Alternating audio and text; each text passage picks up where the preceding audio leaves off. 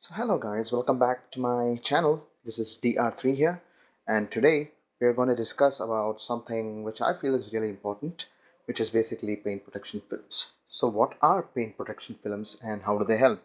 Or do they help at all? So let's see.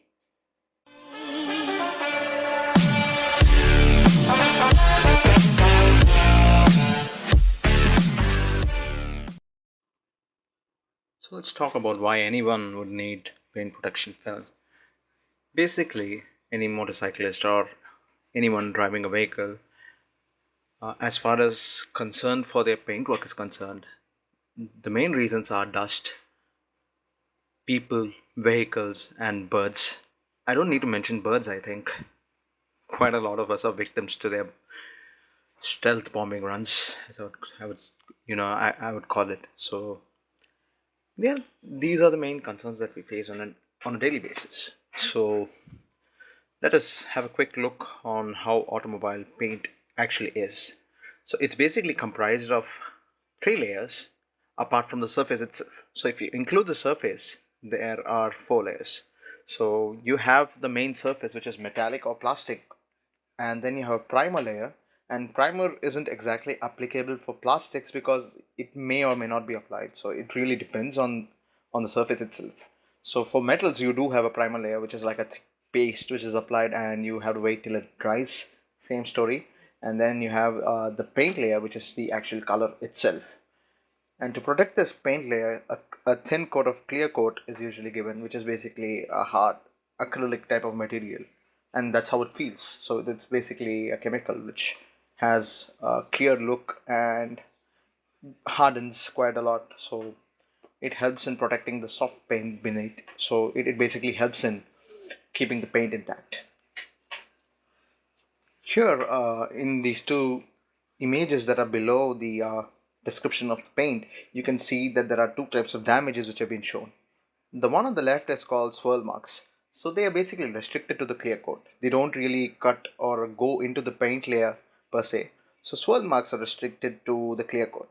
So they're basically caused by, let's say, dust or any sort of a fine grit which is accumulated or abraded the surface. So a typical case where you would get them would be trying to clean your paint with a dirty cloth, wherein you have thin or fine dust basically stuck on the cloth, and when you try to when you try to clean it using the circular motion, it basically creates those marks, and the image is quite descriptive of the same.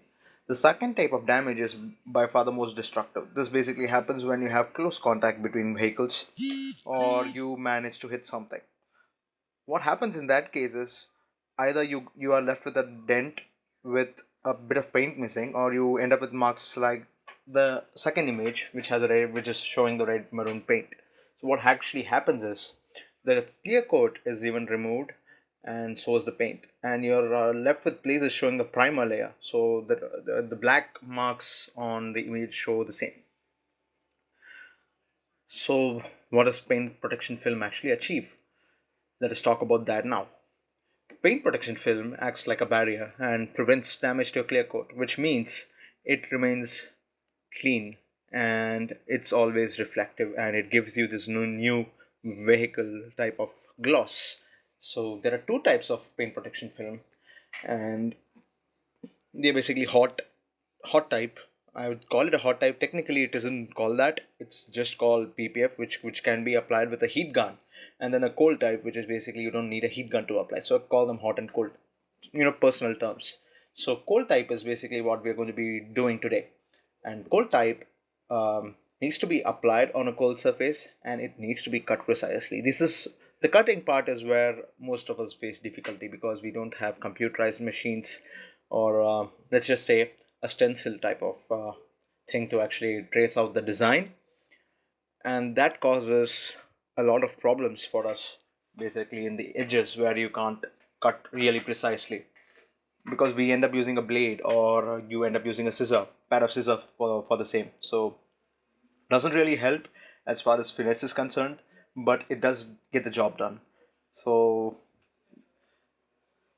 PPF is a thick film of polythene or any synthetic blend of polymers, which goes on the surface of your clear coat.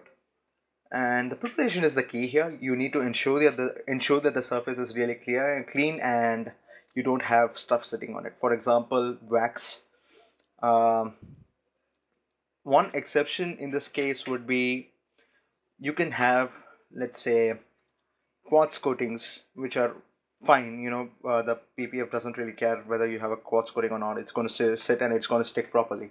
Um, but in case of wax or oil, it really becomes a problem because the PPF isn't going to adhere properly, because quartz coatings in general are really great at adhering to the clear coat. So anything that is sticking to the clear coat, you'll be able to apply PPF on it. So quartz coatings are an exception, but wax or any other sticky stuff like oil needs to be removed no matter what. And for this, we have isopropyl alcohol or rubbing alcohol, as it is known in many places. You need to dilute it to 1:10 ratio, I think. So that's like, for every part of isopropyl alcohol, you need to have 10 parts of water. And then the second solution that you'll need to make is basically baby soap with water, which needs to be really dilute as well. That's like, let's say, 1 part in 50 ml or so. So it needs to be, um, really runny, and at the same time you shouldn't be able to feel the soap on your hands. For example, it shouldn't give you that slippery feel. It should be really dilute. That's what I mean by really dilute in this case. So let's begin applying the PPF, shall we? So let's begin, shall we? uh, Here is my motorcycle. It's already been washed in the previous weeks, so I'm not going to wash it again. Here you can see the PPF layer which has been applied on the fairing. The right hand side is not having the paint protection film, and the left hand side has it. So the right hand side doesn't have it. I've left these panels as such. And let's go to the front. The front, you can see a lot of creases, and there are thin strips of PPF which have been stuck in layers over each other so as to cover the entire panel. I've not touched the headlamps for now. Let's go over to the other side. And here you can see PPF has been applied on this side of the fairing as well. So I've left a small portion in front which I haven't applied. Here you can see the crease very clearly. And here you can see a few bubbles, and that's the lower part which we have basically applied as a separate strip again. As far as motorcycles are concerned, you need to do this. You need thin strips of PPF and then go over the same as in layers. And there are a few abrasions or irregularities at the edges. That's nothing that we can do about that. This is the panel that I'm going to apply the PPF on. You can see there is an existing layer on top, and let's proceed the same now. You need a clean microfiber towel. Very important, you need to clean the surface. Then you basically need the isopropyl alcohol mixture, which is going to help you wipe and remove stickiness or gum or any sort of sap stuck on the paint. Next, you would be using something that I call a slip solution, which is basically baby soap diluted heavily with water. And it shouldn't be slippery because it'll leave a residue on the paint. So it should be really dilute.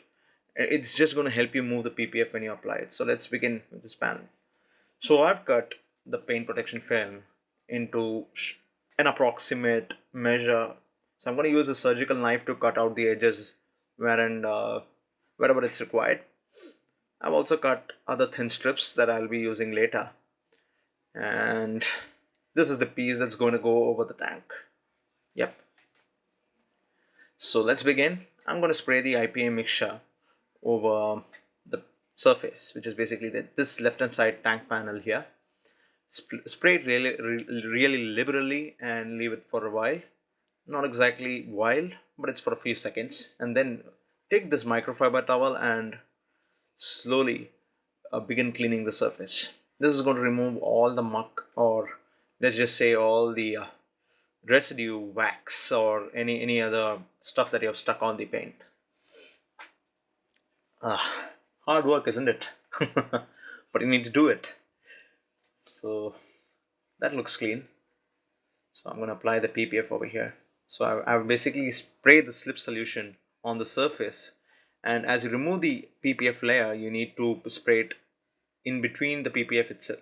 It comes in three layers, so you need to spray it on the layer, take a squishy, and slowly begin working along the surface.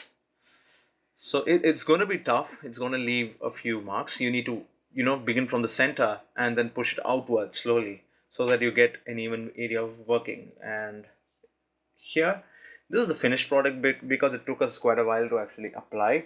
So I needed both my hands, so I couldn't really film. So there are a few abrasions from, I mean, it isn't an abrasion per se, uneven cuts. That's what I'd call it. But it's been applied correctly as far as I feel. It looks good. So this is a job well done. And if you do have questions on how to go about the same, please do let me know in the comments. I'll definitely help you out. And this will be protected, and I'll mention the specifics of the paint protection film in the end as well. So thanks for watching, guys. Take care, and bye bye.